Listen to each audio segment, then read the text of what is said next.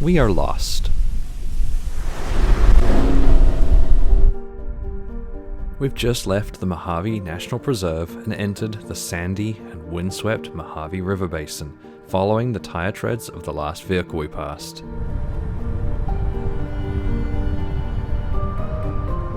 The road had started off obvious and well travelled, but after a sharp left turn, fractured into multiple smaller paths.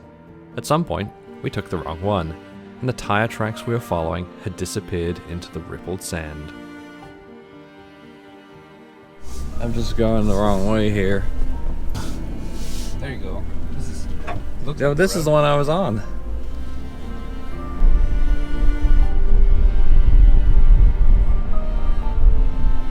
The Mojave Road apparently goes through private property there, so there's like a detour that goes around it, except we're now backtracking going the wrong way. Yes, so I see fresh tire tracks on this one. I think this is the right road, and it's a lot more substantial. So it is really easy to go the wrong direction. I see that there are cairns, there's little piles of rock on this one, so we'll follow this and we'll follow these tire tracks.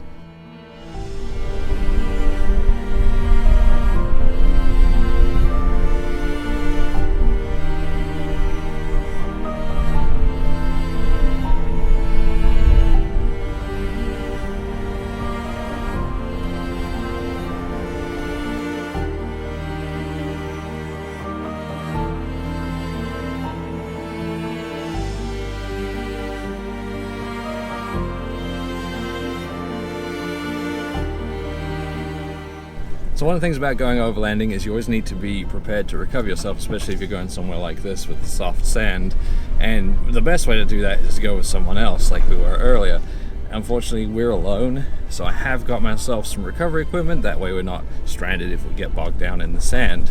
And I actually got myself a couple of pretty cheap recovery boards, traction boards from wish.com. And they came in a few weeks back. Here they are. And you know, you might think they're a little compact, which they are, but it's great because it makes them easy to store and they're very lightweight. I actually think next time we hit a patch of soft sand, we should test them out, see how they do. All right, so we buried the rear tires just a little bit here in two-wheel drive. It's time to test these out. Like I said, these things are great, much better than Max Tracks because they're really compact, they're light. Look how easily they stack together. You know, they take up no room at all. So let's test them out, let's see how they do.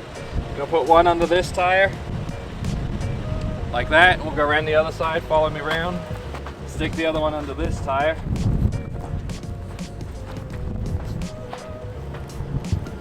Just like that. And hopefully, we'll get out now.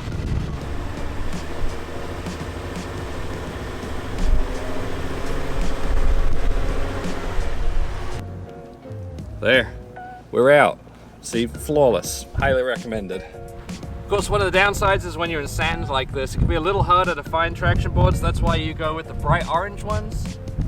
So they show up and you can get them easily.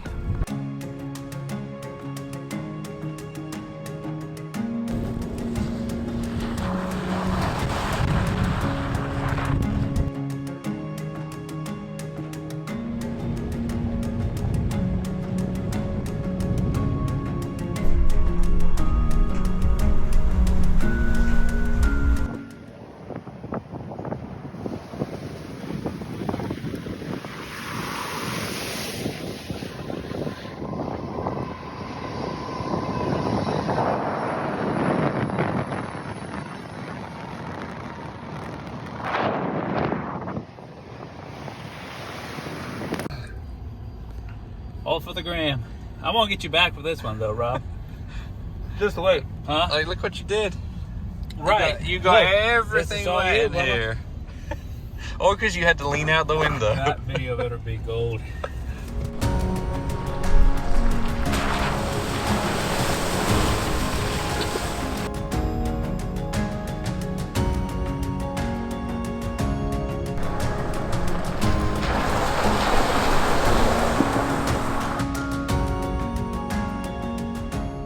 At the end of the Mojave Road are two final water crossings, and they are known for being deep.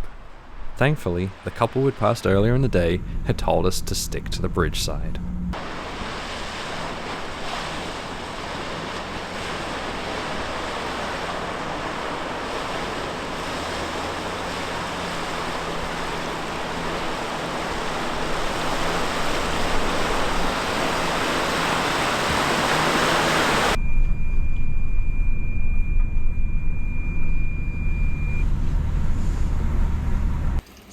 waterline came up to on this side.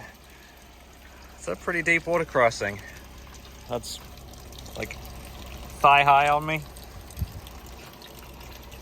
Pretty deep.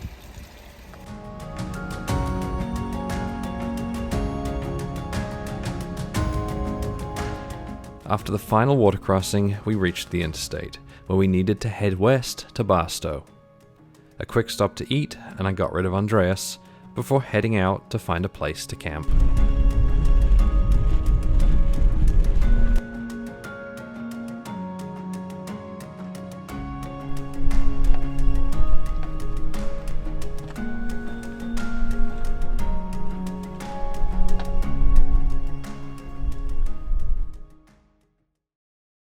Last night I dropped Andreas off in Barstow, which is just south of here. He got a hotel for the night because he's got a bunch of work he has to do. He's got Zoom meetings he has to attend, and he didn't really want to do that sitting in the tent. So he's in the hotel. I came up here just north of Barstow in some BLM land, found myself a little sheltered spot, and I figured I'd use the morning. I'm going to pick him up about 2 o'clock. I figured I'd use the morning to get some videos done. I've got to do a walk around of the Tundra. I want to do an overview of this rooftop tent. Lift kit review, video on the lights I've got on the Tundra, roof rack, like bunch of stuff I've got to get done. And so far it really hasn't stopped either raining or snowing or sleeting.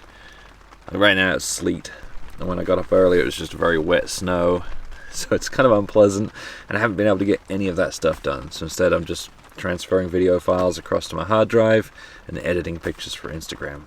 On the bright side, I did get plenty of sleep. I was able to sleep in until 9 when my alarm went off, where Andreas, because he works in Eastern time, he had to wake up at 5 a.m. and that's why I chose not to stay in the hotel with him. After picking up Andreas, we headed out to see the Calico ghost town. Hello, got 2 adults. Yep. In 1881, 4 prospectors came across the mountains overlooking the area and noticed their distinct patterns, which resembled a calico coloring.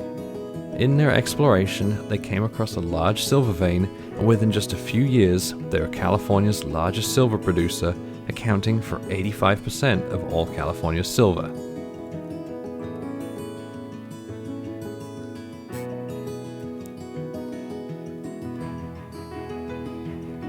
Where there's a successful mine, there's money, and the town quickly grew to over 3,500 people, with 3 hotels, 5 general stores, 3 restaurants, and a school. By 1896, the boom was over. The value of silver was down to the point where the mine was no longer economically viable. A few years later, the school and businesses were shut down, and by 1907, it was completely abandoned.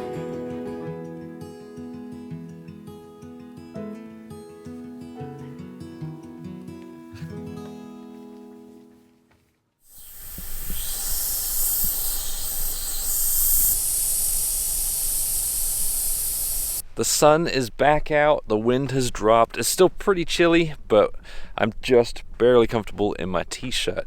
And we're back out in the desert, actually pretty desolate desert. There's not a lot around us, so we're airing down, ready to follow some tracks that a friend of mine called Sean sent me that basically cross the desert here to Trona Pinnacles.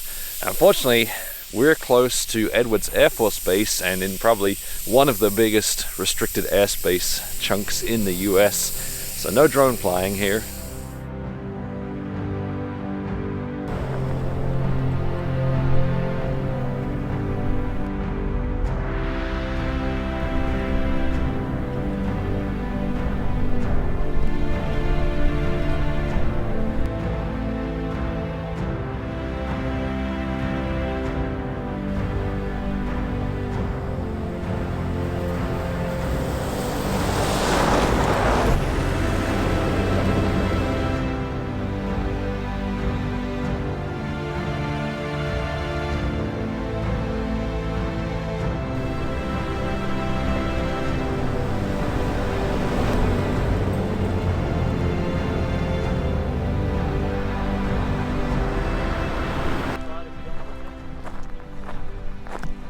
Any bears?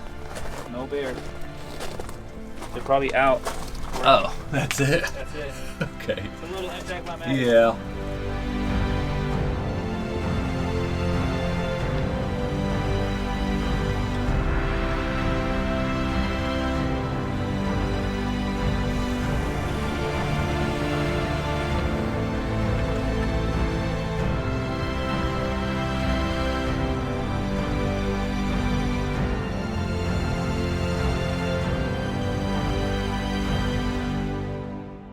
Well, we found ourselves a pretty cool campsite up here with views over the valley, set up just as the sun's about to set. So I got my time lapse going, of course, and I guess I need to make Andreas put the tent up and start cooking dinner for me.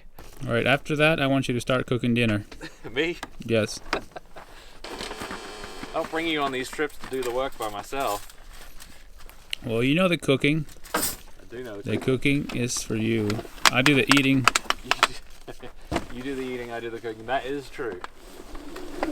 Although I wouldn't say I really do the cooking, especially not with that chicken Alfredo thing. Yeah, that's gonna... I do the heating up. There you go.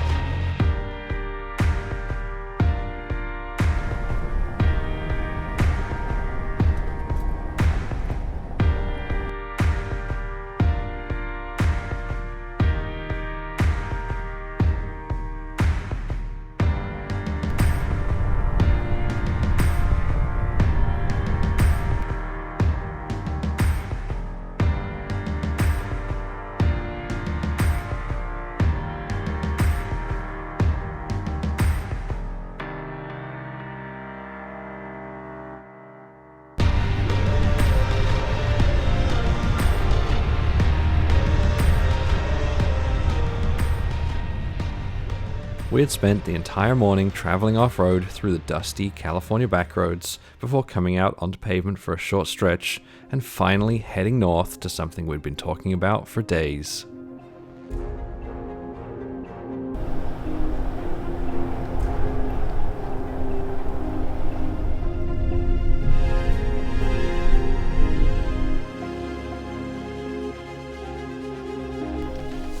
Well, here we are.